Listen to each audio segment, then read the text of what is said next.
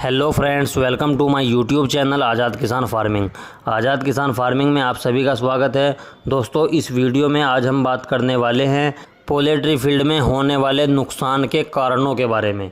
दोस्तों, किन कारणों से पोल्ट्री फील्ड में फार्मर को नुकसान हो जाता है, दोस्तों आज हम इस वीडियो में पूरी जानकारी आपको देने वाले हैं। दोस्तों, वीडियो में जानकारी अगर अच्छी लगे तो वीडियो को लाइक करें और अगर आप चैनल पर नए हैं तो चैनल को सब्सक्राइब करें और बेल आइकन ऑन कर लें। चलिए दोस्तों, करते हैं वीडियो को स्टार्ट। दोस्तों, सबसे पहले हमें इस बात का ध्यान रखना चाहिए कि हमें फार्म किस दिशा में बनाना चाहिए और किस कंडीशन में बनाना चाहिए।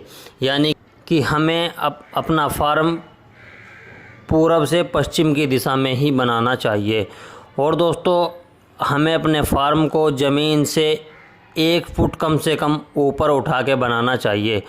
दोस्तों, इसके पीछे कारण ये होता है कि अगर बारिश पड़ जाती है तो बारिश का पानी बाहर का हमारे फार्म के अंदर ना जाए। और दोस्तों, जब हम अपने फार्म बनाते हैं और फार्म पे अपनी छत डालते हैं तो छत को हमें दोनों तरफ छज्जा निकाल देना चाहिए, कम से कम 1 फुट कम से कम। क्योंकि अगर बारिश हवा के साथ आती है तो पानी हवा के साथ फार्म में अंदर ना जाने पाए, इससे बचने के लिए हमें फार्म में छज्जा निकाल देना चाहिए। दोस्तों, अब जब हमारा फार्म बन के रेडी हो जाता है उसके बाद हमें इस चीज़ पे ध्यान देना चाहिए कि हमें किस पर्पज़ के लिए काम करना है। दोस्तों, अगर आप मांस के लिए काम करना चाहते हैं तो हमें ये ध्यान रखना चाहिए कि मांस के लिए कौन सी ब्रीड सबसे बेहतरीन सबसे अच्छी होती है, हमें उस पे ही काम करना चाहिए। दोस्तों, अगर हमें एग पर्पज़ से काम करना है तो हमें इस चीज़ का पहले ध्यान रखना चाहिए कि एग पर्पज़ के लिए कौन सी ब्रीड सबसे अच्छी होती है, हमें किस पे काम करना चाहिए। दोस्तों, जब हमने इसका सही चयन कर लिया कि हमें जिस पर्पज़ से काम करना है वही हमने ब्रीड चुन ली, उसके बाद दोस्तों हमें ध्यान रखना होता है कि हमें अपने चिक्स को कैसे मैनेजमेंट देना है, यानी कि हमें उसकी कैसे ब्रूडिंग करनी है। दोस्तों, हमारे सर हैं मध्य प्रदेश से, वे बोलते हैं कि अगर ब्रूडिंग में सोओगे तो फार्मिंग में रोओगे और अगर ब्रूडिंग में जागोगे तो फार्मिंग में आराम से सो सकते हो। दोस्तों, उसके लिए मैं आपको बता दूं कि ब्रूडिंग एक ऐसा पॉइंट है पोल्ट्री फील्ड के लिए कि ब्रूडिंग में आदमी को ऐसे एक्टिव होकर काम करना चाहिए जैसे बिल्कुल चौकन्ना होके, क्योंकि ब्रूडिंग के वक्त ही तय हो जाता है कि फार्मर का फार्म कैसे चलेगा। अगर हमने अपने ब्रूडिंग में ज़रा सा भी आलस्य नहीं किया है और ब्रूडिंग के टाइम में हमने अच्छी ब्रूडिंग की, यानी कि जितना हमें टेम्परेचर देना था ऐसा ही हमने टेम्परेचर दिया है, जैसा हमें फीड मैनेजमेंट रखना था ऐसा ही हमने फीड मैनेजमेंट रखा है, और वक्त पे यानी कि समय आने पे जो वैक्सीन हमें करनी थी हमने वही वैक्सीन उसकी की है और अच्छे से की है। दोस्तों, फिर हमें कभी भी दिक्कत नहीं होगी, कभी भी हमें पोल्ट्री फील्ड में नुकसान नहीं होगा। दोस्तों, नेक्स्ट बात हम कर लेते हैं कि हमें अपने फार्म में अपने बर्ड्स का फीड मैनेजमेंट कैसा बनाना होता है। दोस्तों, अगर हमने मांस के लिए ब्रीड चुनी है तो हमें मांस वाला फीड ही उनको देना चाहिए। और दोस्तों, अगर हमने एग के पर्पज़ के लिए ब्रीड चुनी है तो हमें एग के पर्पज़ का ही उनको फीड मैनेजमेंट देना चाहिए।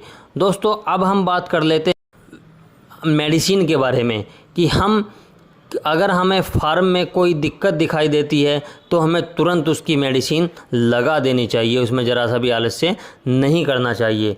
दोस्तों, अब हम बात कर लेते हैं, आप मांस के लिए फार्मिंग कर रहे हैं तो आपको मांस के लिए जो भी पोषक तत्व आप अपने बर्ड्स को चाहिए होते हैं, हमें वे सारे पोषक तत्व उन्हें देने चाहिए ताकि वे जल्दी ग्रोथ कर सके और जल्दी अच्छा वेट गेन कर सके और जल्दी से जल्दी हमें मुनाफा मिल सके। और दोस्तों, अगर हम एग पर्पज़ के लिए काम करना चाहते हैं तो हमें इस चीज़ का ख़ास ध्यान रखना चाहिए, जो भी हमें पोषक तत्व देने होते हैं वो हमें दे देने चाहिए ताकि हमारी मुर्गियाँ जल्दी से जल्दी ग्रोथ कर सके और जल्दी से जल्दी एग प्रोडक्शन पर आ जाए, जिससे हमें मुनाफा होना शुरू हो जाए। दोस्तों, अगर हम ऐसा नहीं करते हैं तो हमें पोल्ट्री फील्ड में नुकसान हो सकता है। और दोस्तों अब बात कर लेते हैं कि अगर हम अपने पोल्ट्री फील्ड में वैक्सीन समय पे नहीं करते हैं, मेडिसिन समय पे नहीं लगाते हैं, तो दोस्तों ये देखिए कि ऐसा भी हो सकता है जैसा आपको स्क्रीन पे दिखाया जा रहा है। दोस्तों इन सभी नुकसान से बचने के लिए हमें समय समय पर वैक्सीन करते रहना चाहिए, समय समय पर मेडिसिन देते रहना चाहिए। और दोस्तों अगर आपने अभी नया नया फार्म स्टार्ट किया है और उसमें मोर्टेलिटी होना शुरू हो जाए और रोज़ाना के 100-150 बर्ड्स मरने लगे, तो दोस्तों दिल पे क्या बीतेगी, क्योंकि आदमी बड़ी मेहनत से काम करता है। दोस्तों इसके लिए मैं आपको बता दूं कि ऐसे नुकसान का सामना करने से पहले ही हमें चौकस होकर काम करना चाहिए। दोस्तों ये थी छोटी सी जानकारी पोल्ट्री फील्ड में नुकसान होने से बचने के लिए। दोस्तों वीडियो में जानकारी अगर अच्छी लगे तो वीडियो को लाइक करें, और अगर आप चैनल पर नए हैं तो चैनल को सब्सक्राइब करें और बेल आइकन ऑन कर लें। चलिए दोस्तों मिलते हैं किसी और इन्फॉर्मेटिव वीडियो के साथ, तब तक के लिए जय जवान जय किसान दोस्तों।